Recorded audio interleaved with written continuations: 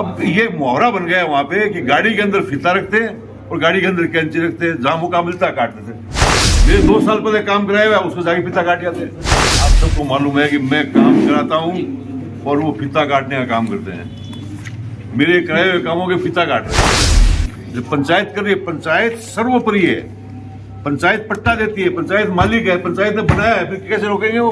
सरकार में बैठे हुए लोग और बड़े पद पे बैठे हुए लोग ऐसे महान व्यक्ति का अपमान करेंगे, ये तो शायद किसी ने कल्पना भी नहीं की होगी। कांग्रेस ने बाबा साहब को जितना सम्मान दिया है, उनको विधानसभा संविधान बनाने का जुम्मा सौंपा है कांग्रेस पार्टी ने, जो देश जिससे चल रहा है, इससे बड़ा सम्मान और क्या होगा बाबा साहब के लिए?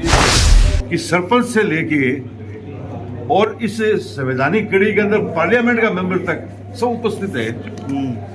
तो फिर आज कौन किस चीज की इजाजत की जरूरत पड़ गई आपको? अब देखिए, मैं तो तारानगर का विधायक हूँ और तारानगर की मंडी जाके देखिए गदागद अनाज भरा हुआ पड़ा है। और मंडी देखिए, ये दोनों मुद्दे बहुत ही गंभीर हैं। बाबा साहब अम्बेडकर जी का जो अपमान किया गया, उससे पूरा देश विचलित है,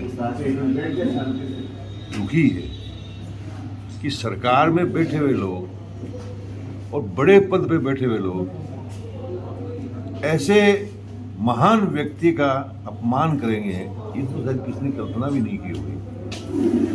मैं 3 बार लोकसभा का मेंबर रहा हूँ, मैं 3 बार राज्यसभा का मेंबर रहा हूँ, लंबे समय तक मैंने काम किया है, लेकिन कभी भी बाबा साहेब अम्बेडकर जी के बारे में इस प्रकार के विचार किसी ने नहीं व्यक्त किए। ये विचार कोई आज के नहीं है इनके, ये जब से 2014 में सत्ता में आए हैं, तब से इस संविधान को कैसे बदले, कैसे इसमें फेरबदल करें, इसकी प्लानिंग इनकी तब से चल रही है।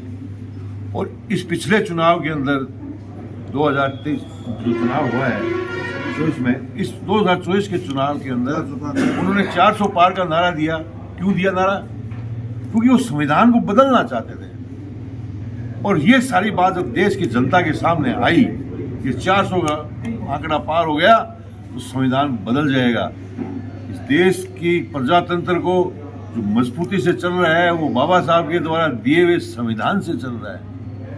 और आज ये कहना कि ये मुहावरा बन गया, बाबा साहब बाबा साहब बाबा साहब, भगवान का नाम लेते तो हमने लिखा है, हमने कहा है बाबा साहेब भगवान से भी कम नहीं है, भगवान के बराबर है बाबा साहब, तो भगवान मानते हैं लोग।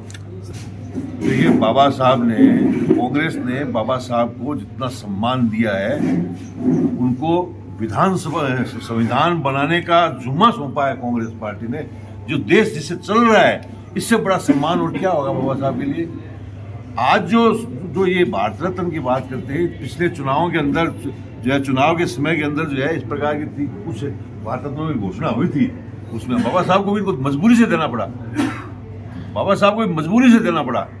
आज ये बात कहने की आवश्यकता नहीं है कि बाबा साहब को पार्लियामेंट गृह मंत्री ने जो पार्लियामेंट में बोला है लोकसभा के, आप देखिए, इससे बड़ा कोई और क्या होगा?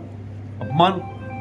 प्रशासन का दबाव था, प्रशासन के ऊपर दबाव था, प्रशासन का राज का दबाव है हमारे पर। अब ये मेरे को समझ में नहीं आया कि मैंने स्टेज से कहा ये बात कि सरपंच से लेके और इस संवैधानिक कड़ी के अंदर पार्लियामेंट का मेंबर तक सब उपस्थित है। तो फिर आज कौन किस चीज की इजाजत की जरूरत पड़ गई आपको? जो पंचायत कर रही है, पंचायत सर्वोपरि है, पंचायत पट्टा देती है, पंचायत मालिक है, पंचायत ने बनाया है, फिर कैसे रोकेंगे वो? लेकिन सिर्फ दादागिरी। आप सबको मालूम है कि मैं काम कराता हूं और वो फीता काटने का काम करते हैं। मेरे कराए हुए कामों के फीता काट रहे हैं और कोई काम नहीं है उनको। जब वो खुद विधायक थे राठौड़ साहब यहाँ से, तब उन्होंने खुद ने जो है कानून निकाल के लाए कि एमएलए ही उद्घाटन कर सकता है। तो कांग्रेस का राज था, सारे उद्घाटन उन्होंने किए। और आज जब बीजेपी का राज है, विधायक में हूँ वहाँ से, और सांसद हमारा है, प्रधान हमारा है, चेयरमैन हमारा है, तो फिर जो है आज वो किस बात का उद्घाटन कर रहे हैं? मेरे 2 साल पहले काम कराया हुआ, उसको जाके फीता काट जाते। अब ये मुहावरा बन गया वहां पे कि गाड़ी के अंदर फीता रखते और गाड़ी के अंदर कैंची रखते, जहां मौका मिलता काट देते। पानी कौन देगा? पानी सरकार देती है, पानी सरकार देती है। उनके बीजेपी के लोगों ने प्रेस वार्ता की कि बुढ़ानिया जी ने 5.9 किलोमीटर सैंक्शन थी, तो बुढ़ानिया जी ने 19 किलोमीटर करा दी।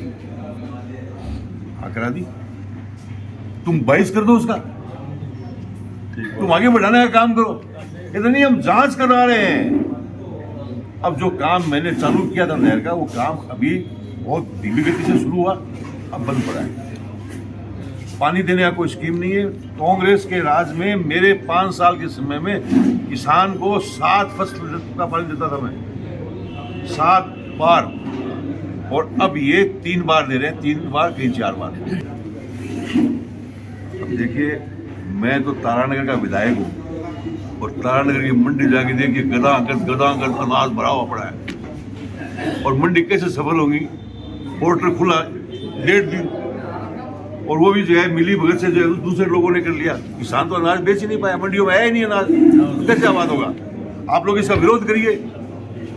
हमने मांग की है, आपके सामने मांग की है, कलेक्टर क्या मांग की है कांग्रेस ने कि पोर्टल दोबारा खुलाया जाए। 1.5 दिन पोर्टल खुला है सिर्फ मात्र इसके मूंग के खरीद के लिए। ये स्थिति है।